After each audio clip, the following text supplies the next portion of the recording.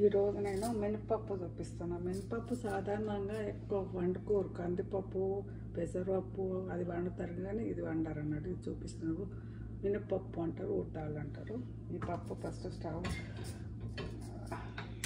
కుక్కర్లో వేసి చూపిస్తా.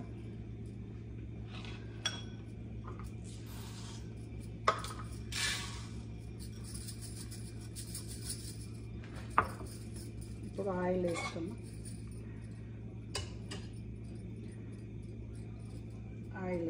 ఆయిల్ వేసాను.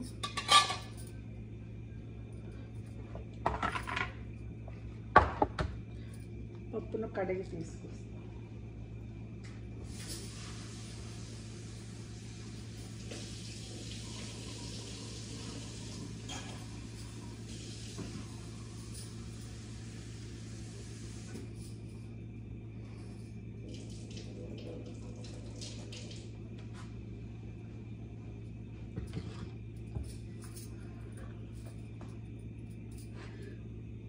దీనికి ఆవాలు వేసుకున్నాం. తర్వాత జీలకర్ర,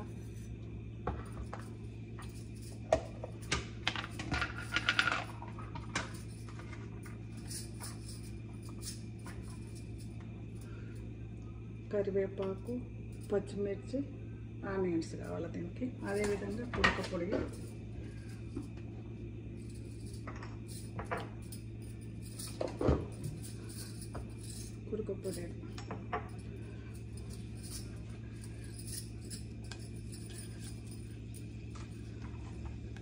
కరివేపాకు వేస్తాను. ఇప్పుడు ఆనియన్స్ వేస్తాను.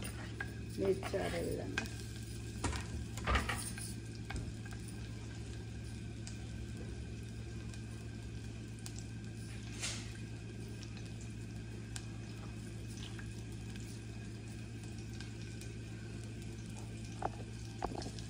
ఆనియన్స్ ఫ్రై అయిన తర్వాత మినపప్పు దీంట్లో టమాటా కూడా వేసాను.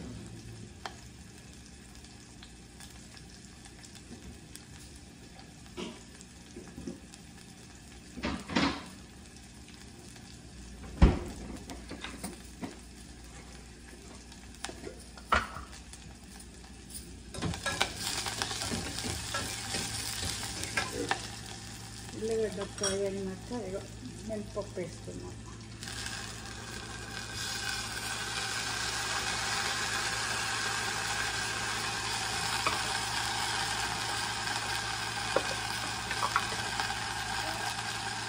రెండు వాటర్ వేస్తున్నాను.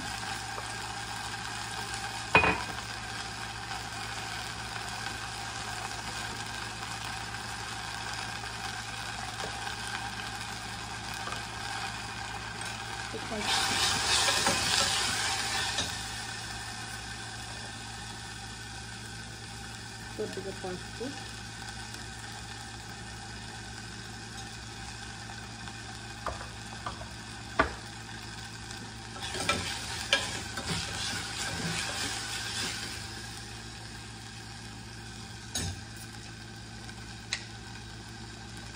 అల్లం వెల్లిగడ్డ వేస్తాను.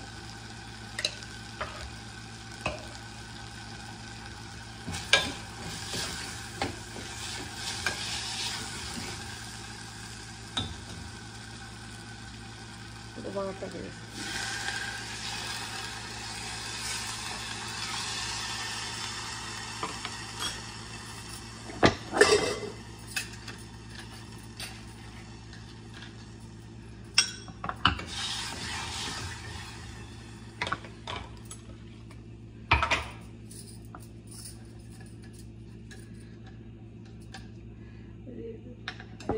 మినపప్పుకు మళ్ళీనేమో దీనికి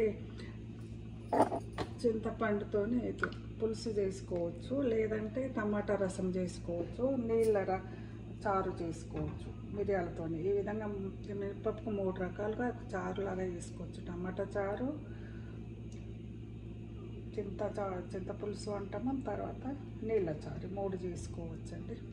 ఇప్పుడు కుక్కర్ పెట్టేసి 3 సార్లు విజిల్ రానిస్తాను అన్నట్టు. కుక్కర్ మూత తీసినాక ఇట్లా వేయడం ఉంటుందండి.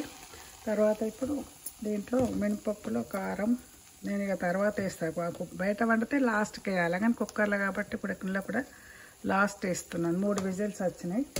అదే కారం వేసాను, అదేవిధంగా రుచికి తగ్గట్టు సాల్ట్, కుడకపొడి, ఇది గరం మసాలా. ఇంతేనండి మినపప్పు కూర వండడం.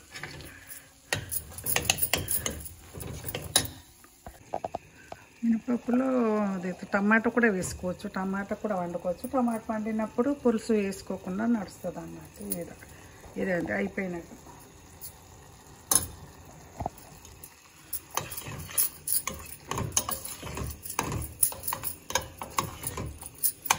తర్వాత కొత్తిమీర వేసుకోవాలి, కానీ నా దగ్గర కొత్తిమీర లేదు, అందుకని కొత్తిమీర వేయలేదు. ఇది మినపప్పు, అంతేనండి.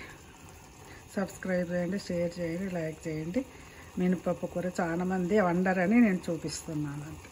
జై శ్రీమన్నారాయణ. మినపప్పు కూడా రెడీ అండి. ఇది ఇడ్లీకి వాడతాం చూడు పప్పు, ఆ పప్పు అండి. దోశకి ఇడ్లీకి వాడే పప్పు. ఈ విధంగా ఉంటుంది మినపప్పు కూర.